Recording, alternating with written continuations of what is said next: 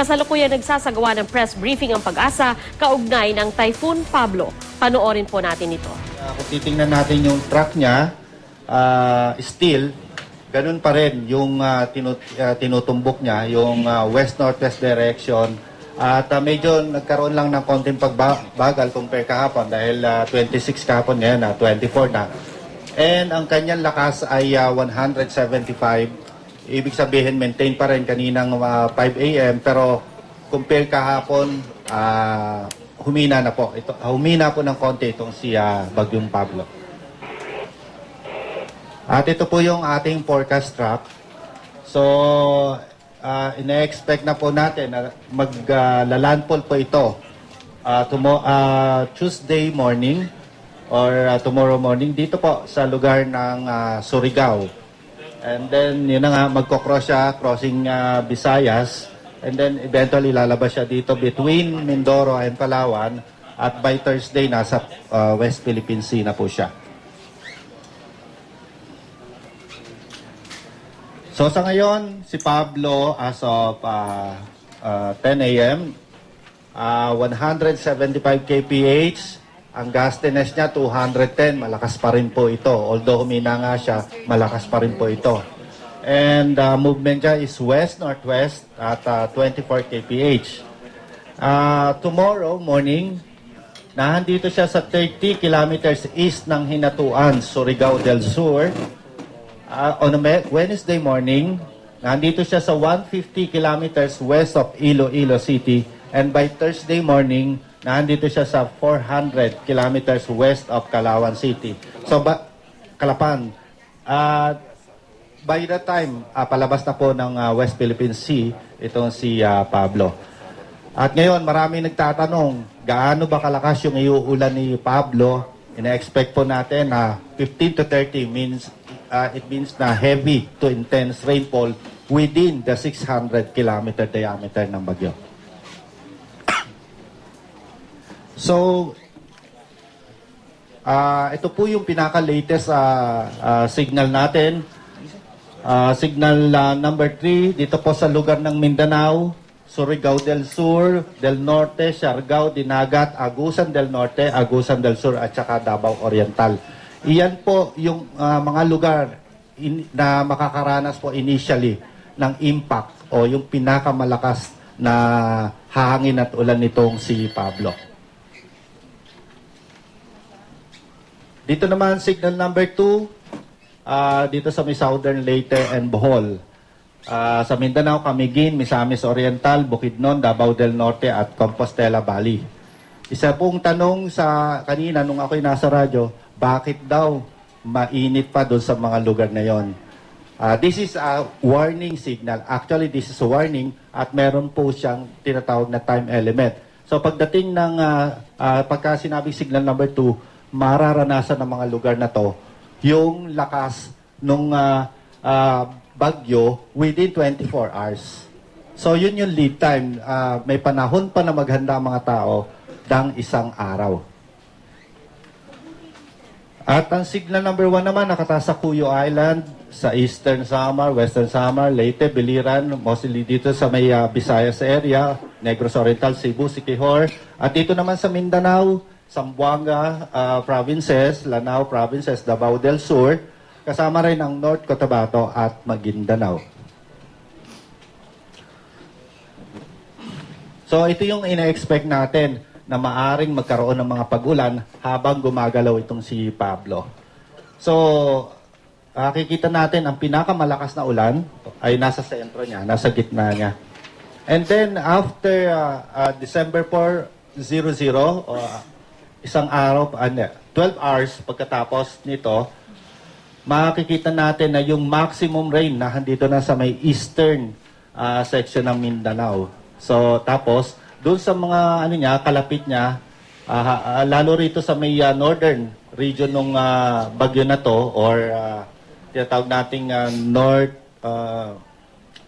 quadrant ng bagyo, mararanasan din yung mga malalakas na pag-ulan dito. And after 12 hours, December 4, 8 o'clock in the evening, Handito na yung konsentrasyon ng pag-ulan niya. Kung titingnan po natin, nasa Northern Mindanao, yung sentro ng paglakas ng pag-ulan. Magtatanong ulit siguro, ito ba yung lugar na kung saan dumaan si Sendong? Yung lakas ng ulan po, opo, na handito po nakasentro, base po sa pinapakita ng graph, nandun po yung kalakasan ng pag-ulan sa may Northern Mindanao. And after that, yung pag-ulan na to, kasi pinag-usapan po natin dito, hindi hangin, kundi yung ulan. December 5, 00, meaning 8 a.m., December 5, nahandito na yung malakas na pag-ulan dito sa may Negros, kasama na rin yung Panay Island.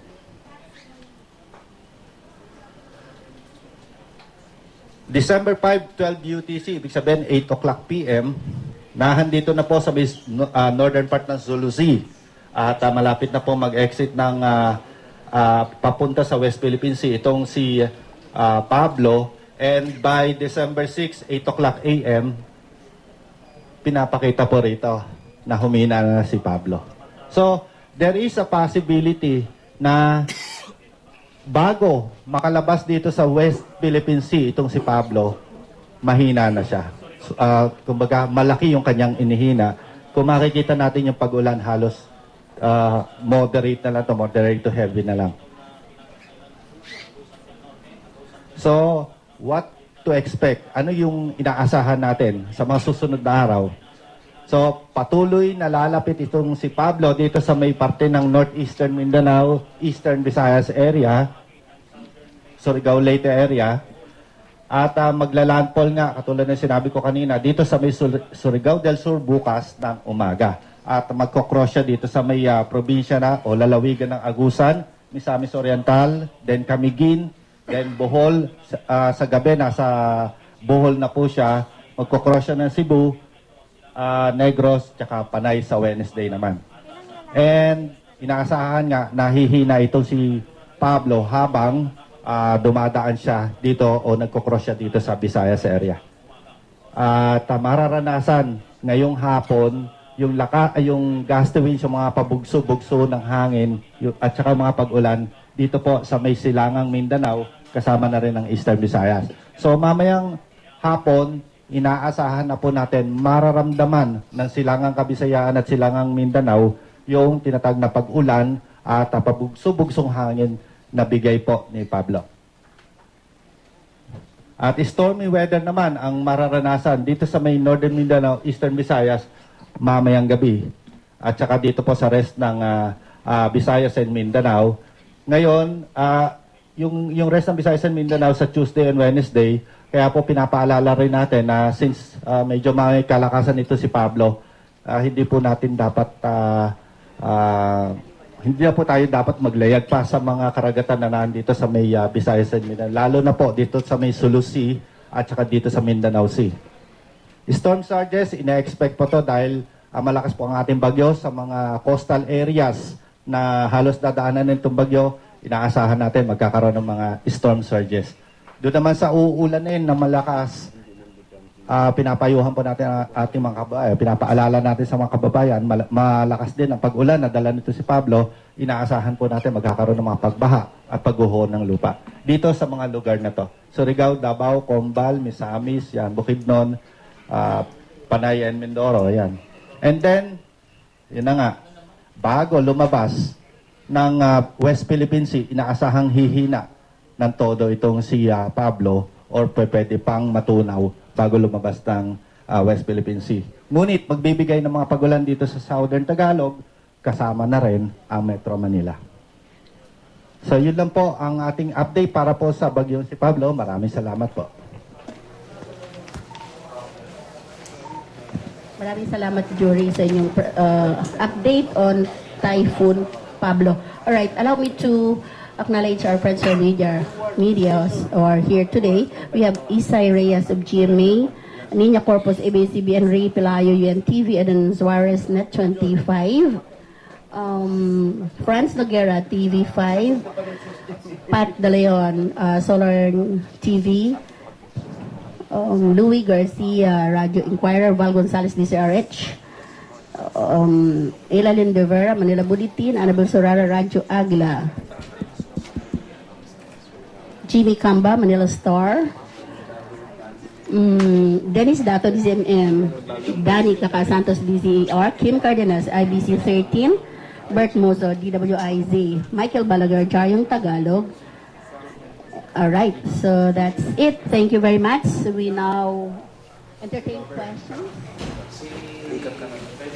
Yes, At yan po ang pinakahuling ulat mula sa Pag-asa kaugnay nga po ng Typhoon Pablo. At ayon po sa Pag-asa, ito ay may maximum sustained winds na 175 kph at gustiness na 210 kph. At ayon sa kanila, may kalakasan nga po ito. Bagamat kumpara kahapon ay bahagya po itong humina. Mamayang hapon daw ay mararamdaman na ang pag-ulan at paghangin sa ilang bahagi ng Visayas at Mindanao. At sa Thursday, inaasahan na nasa labas na ito ng bansa patungo sa direksyon ng West Philippine Sea. At ayon pa sa kanila, nakataas na ang storm warning signals. At kung nagtataka raw ang ilang mga residente ng taga Visayas at taga Mindanao, yun ay dahil medyo mainit pa rin ang panahon ngayon. Pero ang storm warning signals daw ng Pag-asa ay nagbibigay ng isang araw na palugit bago talaga maramdaman ang hagupit ng bagyo. Kaya nga daw meron pang panahon o isang araw na buo, 24 hours para maghanda ang mga tao doon. At ayon pa sa Pag-asa, ang December 4, 8 p.m. ay mararamdaman sa Northern Mindanao ang kalakasan ng ulan. At ito raw yung same na track o dinaanan ng bagyong Sendong, kaya pinapayuhan po ang mga residente na nariyan sa bahagi ng dinaanan ng bagyong Sendong na maghanda. December 6, 8 a.m. ay inaasang hihina ang bagyong Pablo.